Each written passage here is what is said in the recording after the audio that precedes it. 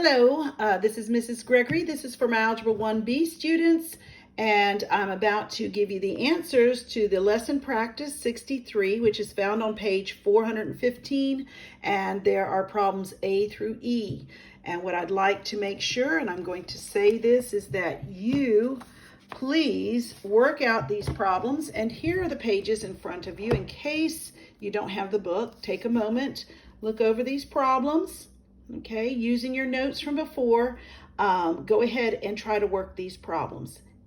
All right. But for those of you who have finished, now that you've gone through it all, I'm ready to take a few minutes and go through the answers of these.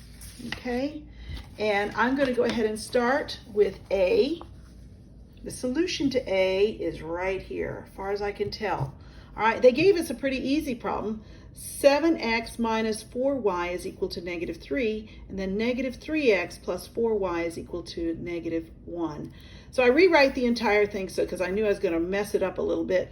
But first thing I do is I look at my original two problems. Is there anything I can eliminate easily? And obviously we have a negative 4y and a plus 4y. So all we had to do was add down. I end up with 4x equals to a negative 4. Then I solve for x equals a negative 1. That's only half the solution, so I make sure I substitute the negative 1 into my original equation 1, and then I solve for y. So I wrote out the original equation right here, loaded my negative 1, all right, and I said ends up being negative 7 minus 4y equals a negative 3.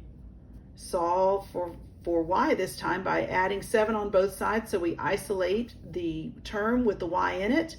We end up with negative 4y equals 4. Please don't forget your negative. A lot of you are forgetting your negative, but when you bring this down, that negative sign or that minus sign comes with it. So we end up with negative 4y equals 4, all right, and that's where I'm at. Then I don't want negative 4y, I just want 1y, so I divide both sides by a negative 4, which gives me a y equals a negative 1. All right, so now I have my solution is a negative 1, negative 1. You could stop there. I don't recommend it. I recommend that you check using equation 2 this time. So I took the original equation 2, wrote it out again, and I loaded negative 1 and negative 1 in, and it turns out that negative 1 does equal negative 1. This is a true statement. So we're done. So this is a good solution. Let's go on to B. All right, B says solve each system by elimination again. And I didn't do as good on this one, but I went ahead and wrote the original equation is 11x plus 6y equals 21. 11x plus 4y equals 25. And I'm going to remind you again that these are straight line equations. And what I do know about that is that these two equations, all right, if I look at it in the original, all right, I have 11x and 11x. So I could opt to subtract them, which in my book is the same thing as multiplying everything by a negative 1, all right, and then adding down. And that's what I did. When you multiply everything by negative 1, all I'm doing is changing the signs. And so then we add down. I eliminate the 11x. I end up with 2y is equal to a negative 4. Divide those by 2. I end up with y equals negative 2. All right. Then I load that negative 2 into the original problem. Okay. And then I solve for y. I solve for x this time. So as I do this, I end up with 11x equals 33. Follow each one. And then x is equal to 3. Take a moment to look at that.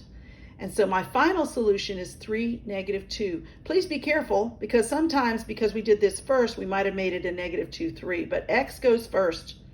All right. Then I take this solution just to check it. I checked it into equation 2. I could go either one, but I like equation 2 because I've already used equation 1. All right. Load them in. All right. Substitute 3 for x, substitute a negative 2 for y. Load them in. And it turns out that 25 does equal 25. So this solution is a valid solution. All right.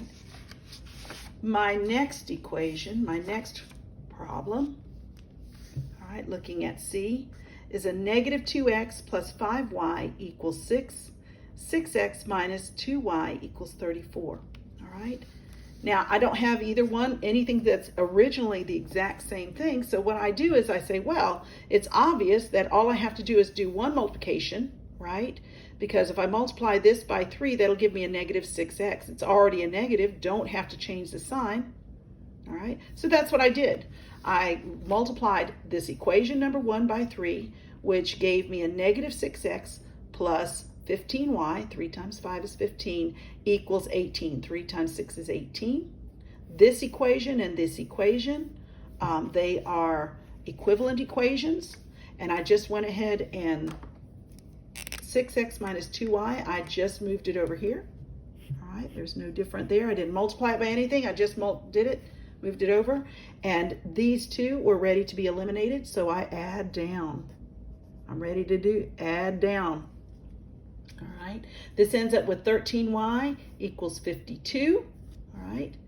And then I solve for y by dividing both sides by 13. I end up with y equals 4, all right? That's part of the solution. Now I'm gonna take this 4, I'm gonna substitute 4 into equation 1, and I'm gonna solve for x, which is what I did here. All right, we end up with negative 2x plus 5 times 4 and equals 6, all right? And if you follow down, you find that x is equal to 7, and my solution is 7 comma 4. Be careful, not 4 comma 7, because 4 is for y, and it's x comma y. And then I checked my solution, all right? Immediately, I went ahead and used equation 2, all right? There's the original equation 2, plugged a 7 in for the x, plugged the 4 in for the y, and I solve, and it turns out that 34 is equal to 34. My solution is correct. Take a moment, you can look at that. All right, let's go on to D. D was a little bit more complicated because there wasn't anything obvious, and then we got a bunch of negative signs, so you have to be so very careful with D. But the original equation is negative 8x minus 3y equals 26. Negative 5x minus 2y equals 16. So as I'm looking at this, I'm going to have to make a decision. Do I get rid of the x's? Do I eliminate them? Or do I eliminate the y's? And as you can see, I chose to eliminate the y's. No other reason than these are easy numbers to deal with. All right, 2 and 3 is much easier to deal with than 8 and 5. So, and the other thing that I have to do is I have to change one of the signs.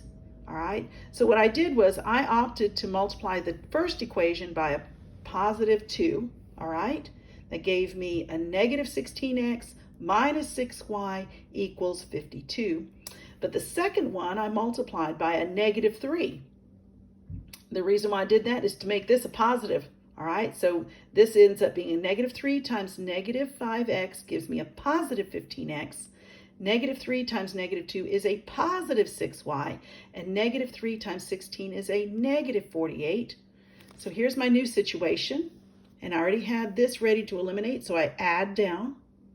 I'm left with a negative x equals, and this ends up being 4. This goes away to 0, so I'm halfway there. I take part of my solution, and I'm going to substitute it into my equation 1 to solve for y, which is what I did here, all right? Negative 8x minus 3y equals 26. This ends up being a positive 32 minus 3y equals 26 when I load the negative 4 in. Then I solve for y, subtracting 32 from both sides. I end up with a negative 3y equals a negative 6, all right? Then I divide both sides by a negative 3, and I find that y is equal to 2. So my solution this time is negative 4, 2. All right, then I checked my solution. Some of you see that. And when I checked it, it worked. It became 16 equals 16. All right, so that, I know I kind of went through it kind of quickly, but hopefully you've already done this and you have the exact same answer I do. Okay, if not, check your work. Take a moment, go back through it. All right. And then the last one, all right, let's look at the last one, all right? I'm gonna pull this right here. I'm going to read the word problem. It says a movie theater sells 540 tickets to a matinee showing of a new animated feature. A child matinee ticket costs $5.50 and an adult matinee ticket costs $6. If the movie theater made $3,060 for that showing, how many adult tickets were sold? Okay, again, read that as often as you need until you figure out what's actually happening here. And I'm going to come here and I'm going to say, what do I know about this problem? All right, it's a movie theater problem. I put that off to the side. I know, number one, that they sold 540 tickets. I know that the child ticket cost $5.50. I know that the adult ticket cost $6. And I know that this movie theater made $3,060 from this showing, okay? All right, that's the basic information that I know. Then I come over here and I make sure I understand this question. What am I looking for? And the question is right here. It says, how many adult tickets were sold? How many adult tickets were sold? All right, so that's what I'm trying to find out. All right, so that's the basics.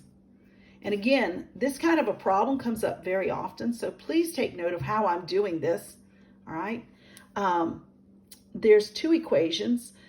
First thing I'm looking for is how many adult tickets. So I assigned the adult ticket an A, that's my variable for adult ticket, and a C for my child ticket, okay? Now, the first equation deals with the number of tickets that were sold. I know that the number of child tickets plus the number of adult tickets, both those together comes to the 540 total tickets that were sold. That's the first equation. Then we talk about how much it was all worth, the money part of it, all right? You can call that money whatever. I just put dollar signs. As soon as we got dollar signs, I know that each child ticket brought in $5.50. I know that each adult ticket brought in $6. And the total this theater made this night was $3,060, okay? Now, when I'm looking at this and I'm going, okay, I'm honest, I'm going to be honest with you, this would have been easier to solve as a substitution problem, okay? Just like in our example problem, but they want us to do it by elimination.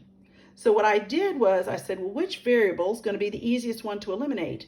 And I automatically said, oh, well, it's a lot easier to multiply everything by 6 than $5.50. So I chose the easier one. Okay, and I said, okay, so let's go ahead and multiply this first equation by a -6. All right, so that's where I got this. -6 times C is equal to -6C. -6 times A is a -6A. And then -6 times 540 is a -3,240. And then this one, I didn't change at all.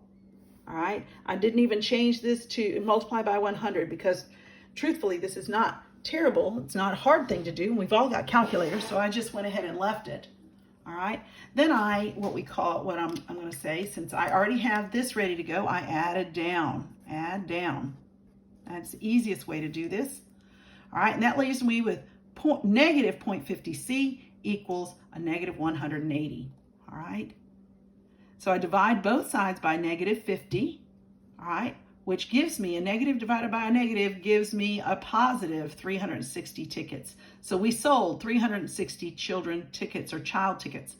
But that's really not what we're looking for. We're looking for the adult tickets. So even though it was easier, I didn't automatically come up with adult tickets. So what I did was go back. I substituted my original answer into my equation 1 like I always do. And I found out the number of adult tickets was 180 when I've plugged all the values in.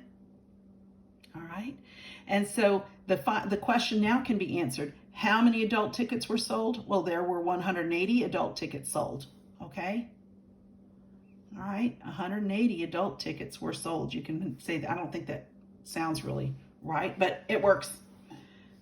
All right, then, just to be on the safe side, and it's really always good for you to do this, as I checked, I added these information into equation number 2, and when I worked it out, thank you, Lord, for the calculators that we have, it turns out the children tickets, we obtained $1,980. The adult tickets together was $1,080, and these two together equals $3,060. So our numbers, all right, work. So this solution that we have is correct.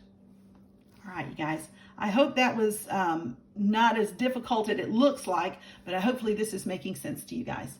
Have a great day.